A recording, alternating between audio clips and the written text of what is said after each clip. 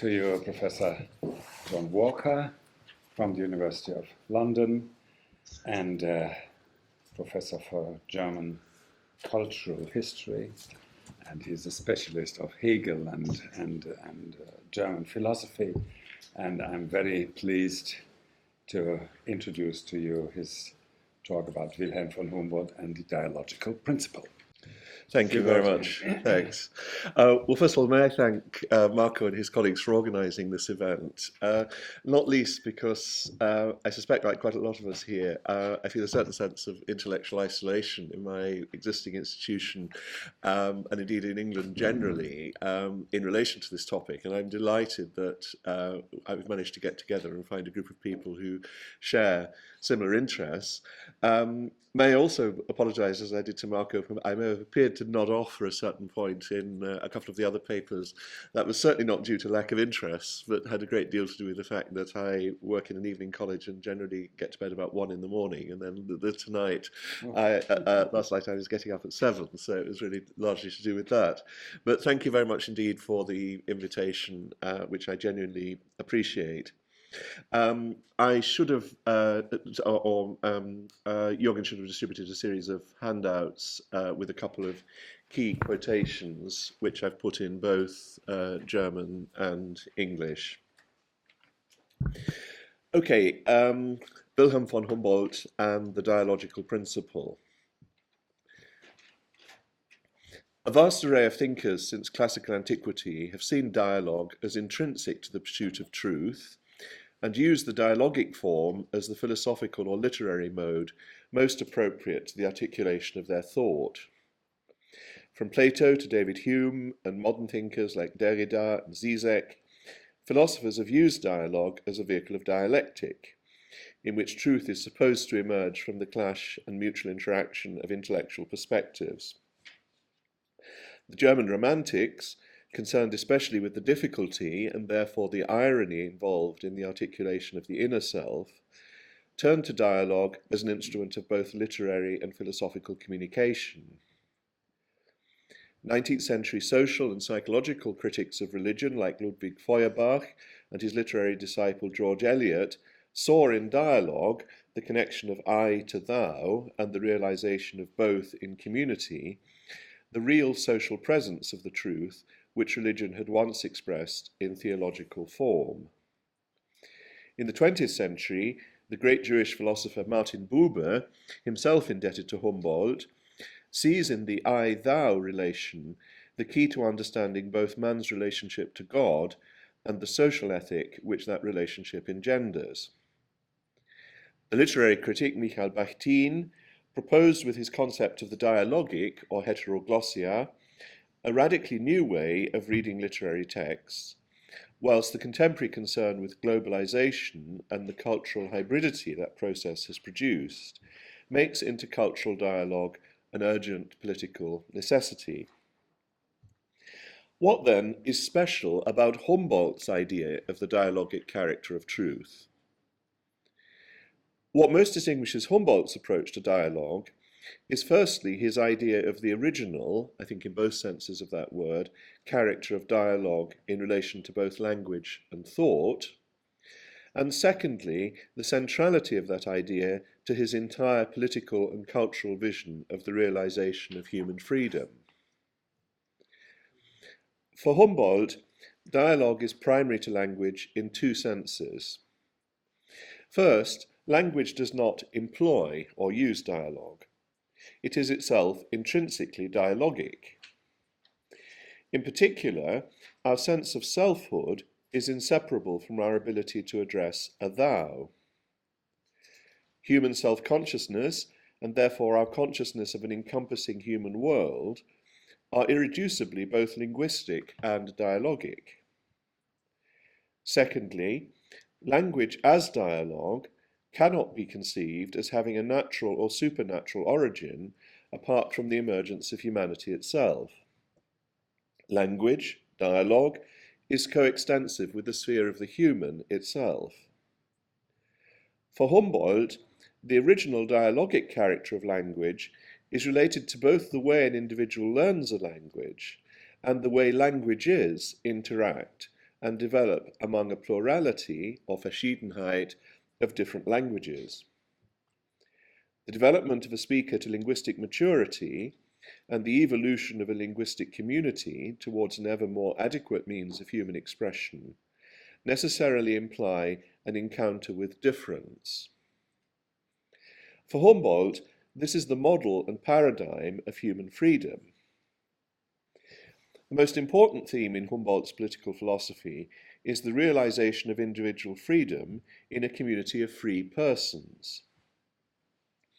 In his essay on the necessary limitation of the power of the state, Versuch, die Grenzen der Wirksamkeit des Staates zu bestimmen, of 1797, he argues that the object of the political state is to enable the realization of human freedom, but quite emphatically neither to initiate nor to preclude its expression. That realization can come about only by the encounter of freedom with difference, which takes place as we learn language and with a similar dynamic as we learn to live together in a human community. It implies Freiheit, the creative freedom with which each person apprehends both language and humanity, Mannigfaltigkeit, the manifold variety of linguistic and human environments they encounter, and Eigentümlichkeit, the mature human personality with its own unique mode of participation in a common world of human meaning, which is the upshot of that encounter. Humboldt's clearest and most fundamental expression of the dialogic principle comes in his essay on dualism in language, Über den Dualis, published in 1827. Our very idea of an independent self, what Martin Buber was later to call die Ablösung des Ich, is inconceivable without our capacity to address another, which is also the source of our ability to conceive of a world of concepts and not only of perceptions. As Humboldt writes in that essay,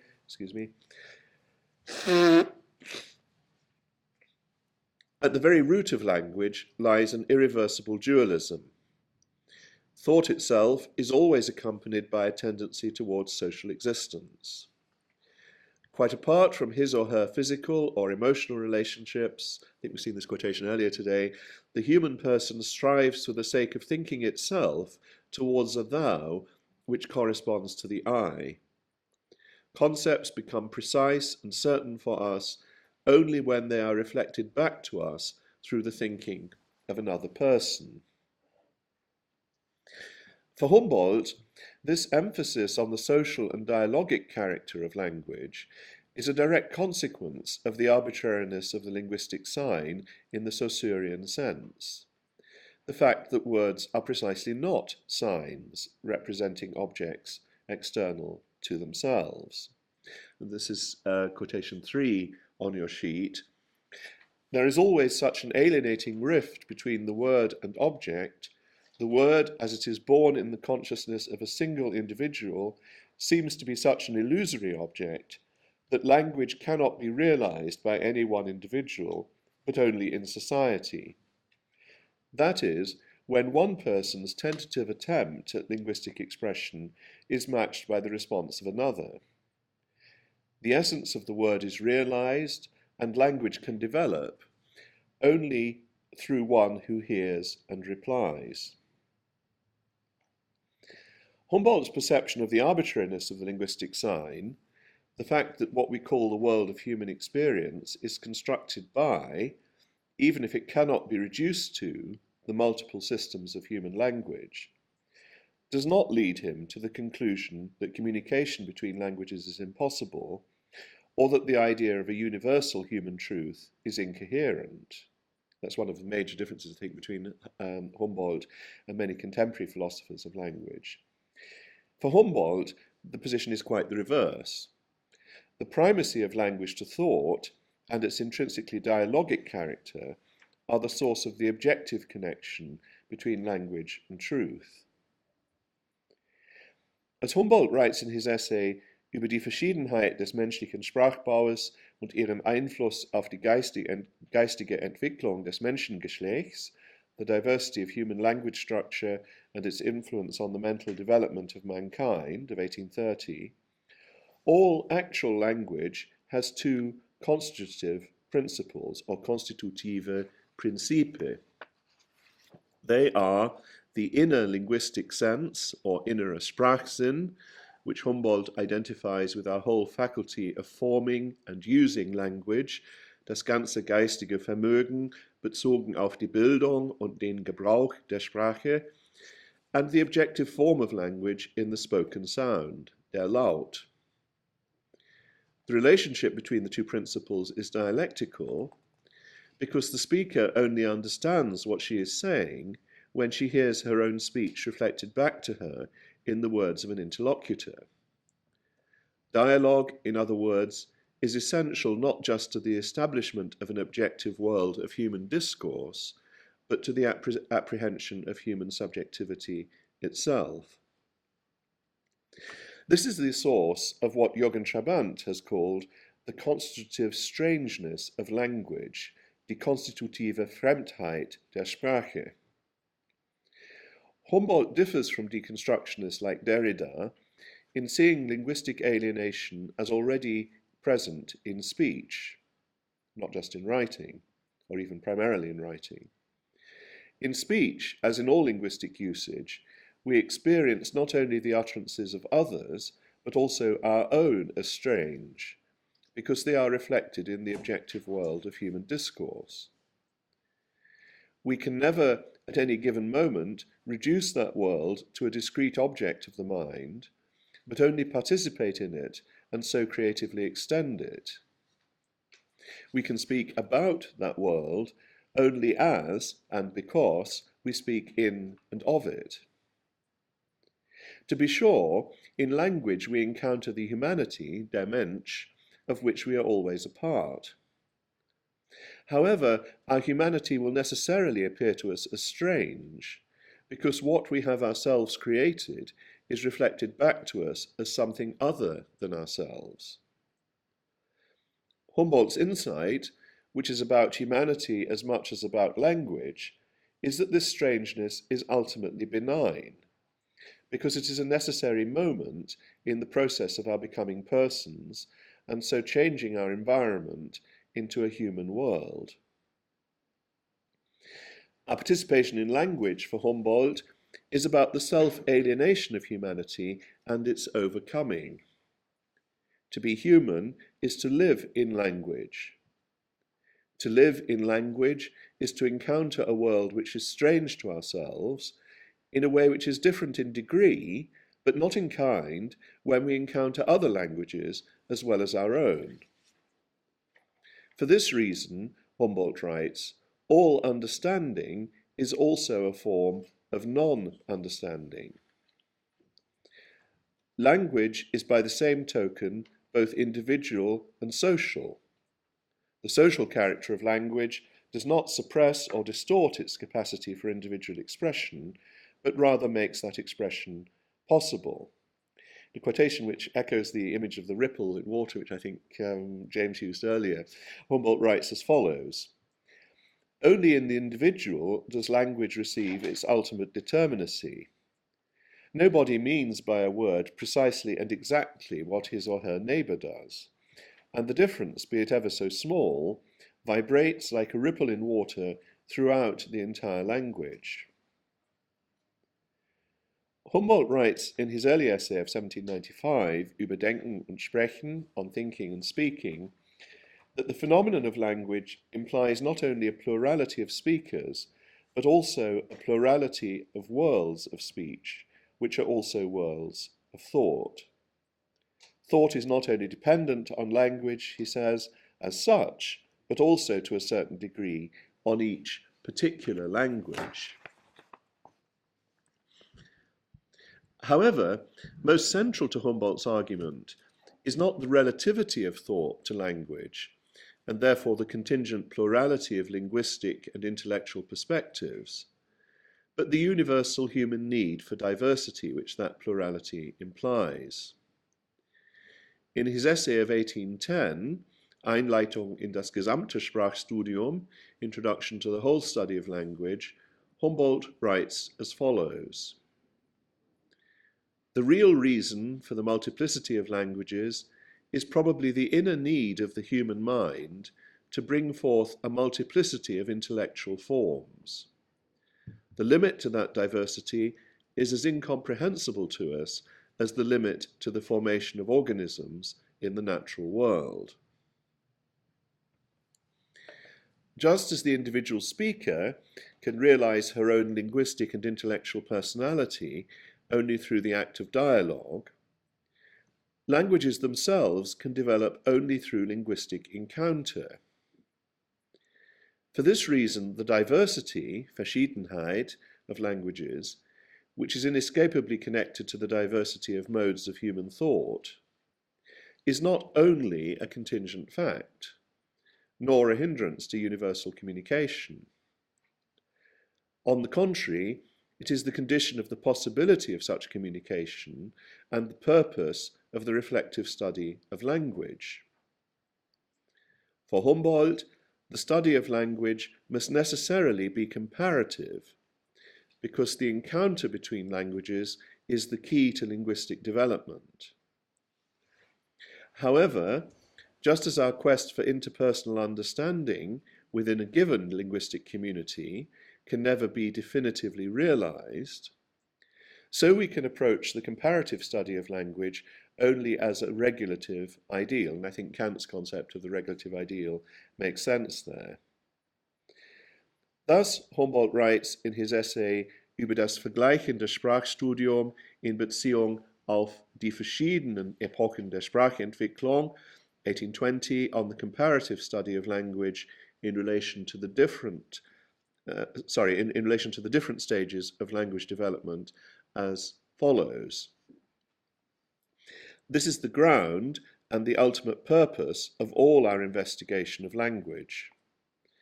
Ultimate knowledge of language as our field of intellectual inquiry lies between all languages. Sorry, this is, I hope this is on your sheet. Sorry, this one is not on your sheet, but it ought to be. Sorry, it's quite an important quotation. This is the ground and the ultimate purpose of all our investigation of language. Hierin ist der Grund und der letzte Zweck aller Sprachuntersuchung enthalten. Ultimate knowledge of language as our field of intellectual inquiry lies between all languages and independent of any particular language, in the middle, in der Mitte. We can only approach this purely objective domain by means of our faculty of knowledge and imagination, that is to say, subjectively. Der Mensch kann sich diesem rein objektiven Gebiet nicht anders als nach seiner Erkennungs- und Empfindungsweise, also auf einem subjektiven Wege, nähern. In language, especially the encounter between languages, the relationship between the transcendental freedom and the actual embodiment of humanity becomes manifest, but remains always partially impenetrable to the reflective mind. Our study of language necessarily involves the subjective imagination, because the object of our concern is the subjectivity of humanity itself, die Subjektivität der ganzen Menschheit, which is expressed by, but can never be reduced to, the means of its linguistic expression. For the same reason, translation, Übersetzung, is essential to Humboldt's idea of the comparative study of language. For Humboldt, the object of translation is not to overcome what is other, das Fremde, in the target language and text, but rather what is alien, die Fremdheit, in it. In his famous introduction to the translation of Sophocles' Agamemnon, he writes as follows: "As long as what we feel on reading a translation is not strangeness, die Fremdheit, but what is truly strange, das Fremde, about the original, translation has fulfilled its true purpose. However, if only strangeness, die Fremdheit, is apparent, and what is really strange is obscured, it is clear that the translation is not adequate to the original. The object of translation is not to overcome, but to disclose the meaning of linguistic difference. its purpose is not only to understand foreign languages and literatures, but chiefly to extend our knowledge of our own. Our encounter with the strangeness of a foreign language is therefore a privileged route to understanding the strangeness, the necessarily objective and contingently alien character of all language, including especially our own. And such understanding for Humboldt is never to be confused with exhaustive or reductive explanation. For Humboldt, the phenomenon of language implies a kind of mysterious creativity which belongs to the immediate embodiment of the inner linguistic sense, unique to each individual and yet connected to one or more communities of speech in the external medium of sound. As he writes, the inseparable bonding of thought, vocal apparatus, and hearing to language is unalterably rooted in the original constitution of human nature, which cannot be further explained. This irreducible element of creative spontaneity in language is of general human relevance. It points to the creative freedom which is inherent in all human moral and imaginative life. A freedom which is real precisely because it can never be abstracted from the objective means of its expression. Language points to the truth, crucial to Humboldt's moral and political, as well as his linguistic philosophy, that it is only through the experience of the constraint, Einengung, of membership in particular human communities, indeed their distinctive difference, Ausschließung, one from another, that mature individual personality, Eigentümlichkeit, can emerge. The purpose of learning new languages is therefore not just more adequately to understand other languages or one's own, but to approach, though never definitively to achieve, the understanding of human creativity itself.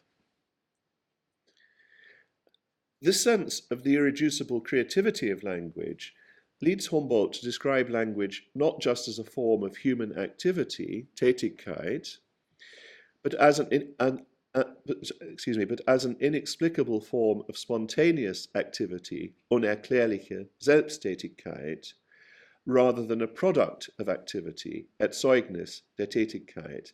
Now, this is obviously a very difficult set of quotations, but I think they're actually quite important, because I think this idea of spontaneously initiated self-activity is very important for Humboldt. This inexplicable spontaneous power arouses in Humboldt reverential awe, ehrfurchtsvolle Scheu, because it manifests the freedom of the individual to articulate a unique identity which is always related to, but never reducible to, his or her participation in the dialogue of humankind. How this broken off existence here of the individual is united with the advancing development of the species into a region perhaps unknown to us remains an impenetrable mystery.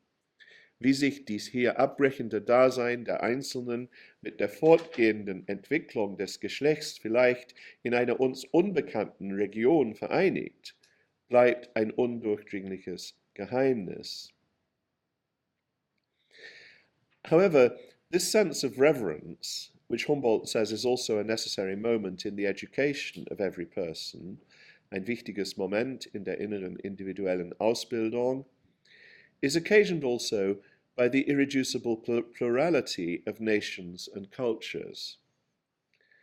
No particular culture can ever become fully self-conscious about the creative power manifest in its particular language. Yet the creative interaction of languages and cultures, which can never be wholly intelligible at any particular moment of historical time, embodies the cultural development, in Humboldt's terms, the progress, or Fortschreiten, of humankind.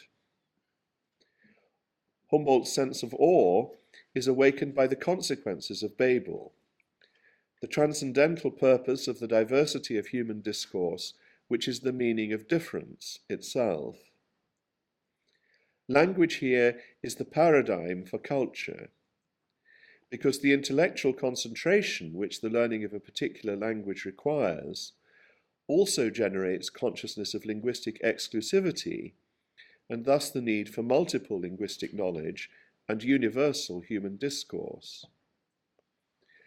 Linguistic and cultural difference, because it is the living form and not the ossified product of human self-expression, Selbsttätigkeit, can never be reduced to the object of either empirical analysis or theoretical reflection.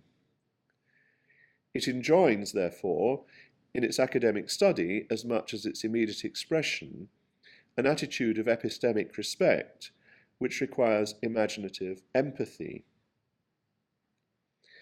For this reason, Humboldt argues in an essay on historiography, Das 18. Jahrhundert, which refers explicitly to language, the creative writer, der Dichter, will often have more understanding of human character and society than the philosophical moralist, der Moralist. The true character of a language can be shown only by its actual use in human interaction.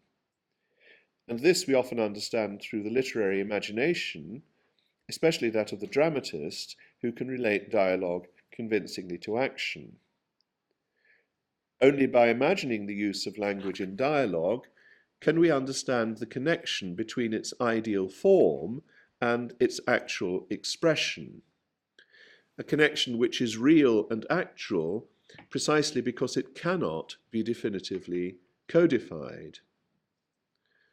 Our ordinary use of language, der Sprachgebrauch, bridges the gap by what Humboldt calls, informed and practiced feeling, das geübte Gefühl. It is just such a practical imagination which must also inform our reflective and philosophical study of language. The role of what Kant called the productive imagination, produktive Einbildungskraft, in the study of language reflects, therefore, a fundamental truth about language itself. This, I think, is the reason for Humboldt's emphasis on parole, actual linguistic usage, above langue, the formal system of linguistic rules, in the Saussurean sense.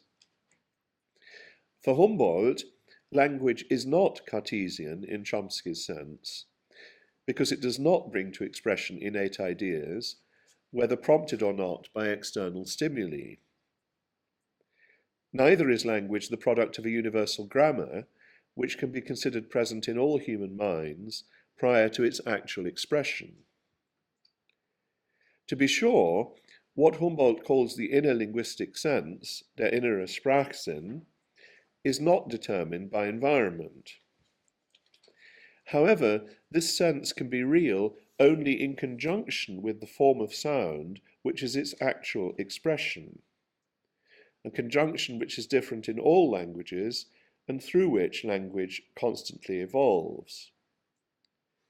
It follows that the capacity of language to make infinite use of finite means, which is central to Humboldt's as well as Chomsky's account of language, cannot be understood in Chomsky's terms as a set of finite but universal rules innate to the mind, which enable the speaker to produce an infinite variety of sentences. For Humboldt, that infinite capacity develops only through actual linguistic practice and the encounter of speakers and languages which that practice entails. Langue, for Humboldt, is therefore inseparable from parole. As Roman Jakobson writes, for Humboldt, all language is both product and creation, static and dynamic. All langue, as well as all parole, is solidarity with the past, temporal conformity, and infidelity to the past, non-conformity. The irreducible conjunction in human language of individual creativity with objective order, which provokes Humboldt's intellectual reverence, means that despite, and indeed because of the dialogic character of language, it is always individual people, not national or cultural communities, who speak. And it is to individual speakers that we must always listen. In the same vein, Humboldt remarks that we can equally well speak of a universal language of mankind as of a unique presence of language in each and every person. He writes as follows, "For in language, the individualization within a general conformity is so wonderful that we may say with equal correctness that the whole of mankind has but one language, and that every man or woman has one of their own." The universal phenomenon of language discloses the meaning of human difference without eliding or reducing its reality. And the task of the philosophical linguist is to explain how and why this is so. In this sense, Humboldt's understanding of linguistic difference is very different from that of Heidegger, for whom understanding the objectivity of language requires a renunciation of subjectivity. I think of Heidegger's famous comment, "Nicht ich spreche, die Sprache spricht." I think that would be quite alien to Humboldt, because the objectivity of language is inseparable from our subjective engagement with it, and therefore our engagement with other human subjects. For this reason, Humboldt's linguistic thought is central to his ethical and political philosophy of human freedom. As Donatella di Cesare has shown, Humboldt's idea of language is the model for a political community of free individuals, which is organically whole and not mechanistically organized. However, Humboldt's linguistic and political vision can be reduced neither to an abstract universalism nor to an ideologically constructed idea of Gemeinschaft as a linguistically determined form of community. Humboldt differs from the majority of German idealist and romantic thinkers in insisting that the state itself is not a human community, but only the necessary means, to be limited as far as possible, of enabling such a community to exist. I think that's precisely why he's so important for John Stuart Mill.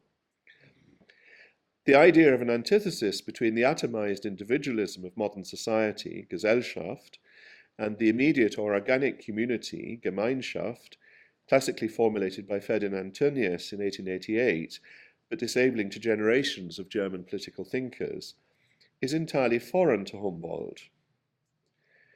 This conceptual opposition is irrelevant to Humboldt because in linguistic communication, as in social and political action, dialogue implies a real acknowledgement of the other and a real understanding of the unique and independent existence of the subject.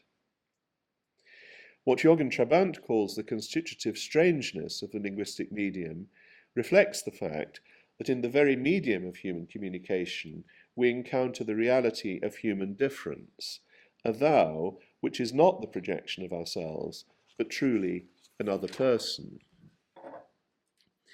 This, I think, what might be called the creative alienation implicit in language, is for Humboldt the key analogy between the study of language and the study of culture.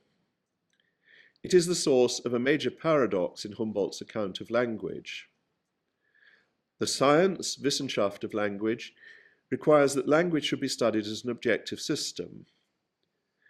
But language can never be studied only as an objective system, because our participative subjectivity, as students no less than speakers of language, is always involved in the object of our study. For Humboldt, it is this which makes the study of language not just a particular humanistic discipline, but the epistemic paradigm of both the difficulty and the promise of all specifically human knowledge. Humboldt's idea of dialogue, I'd like to suggest, is especially relevant to the problem of intercultural communication in an age of global civilization. It celebrates more than it reacts against the consequences of Babel, and so contributes to what Jonathan Sacks, the former chief rabbi of the United Kingdom, has called exercising Plato's ghost, the attempt to achieve a universal truth by dialogue. Humboldt's dialogic principle steers a middle course between the Scylla and Charybdis of universalism and relativism, because it both affirms the idea of universal humanity and eschews any idea of a universal consensus which might be realized in abstraction from the resources of linguistic and therefore cultural tradition. For Humboldt, then, dialogue is not the watchword of a culturally freighted and therefore outdated European humanism. It is the very opposite.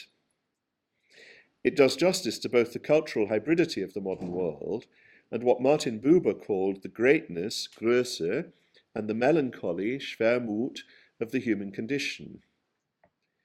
And that ambivalence derives from our inextricable involvement, because of our capacity for dialogue, in a world of culture. That world, because it is human, we can never possess as if it were a thing. Yet we must constantly strive to make it our own. As Buber writes, alle Antwort bindet das Du in die Es-Welt ein. Das ist die Schwermut des Menschen und das ist seine Größe. Denn so wird Erkenntnis, so wird Werk, so wird Bild und Vorbild in der Mitte der Lebendigen. Every act of response binds the thou into the world of it, the Es-Welt. And that is the melancholy, but also the greatness of the human condition. For that is how knowledge, creative work, image and example are made manifest amongst living beings. The task is unending because its ultimate object is the truth which is made manifest not in spite of or beyond difference, but precisely in and because of it. Thanks very much.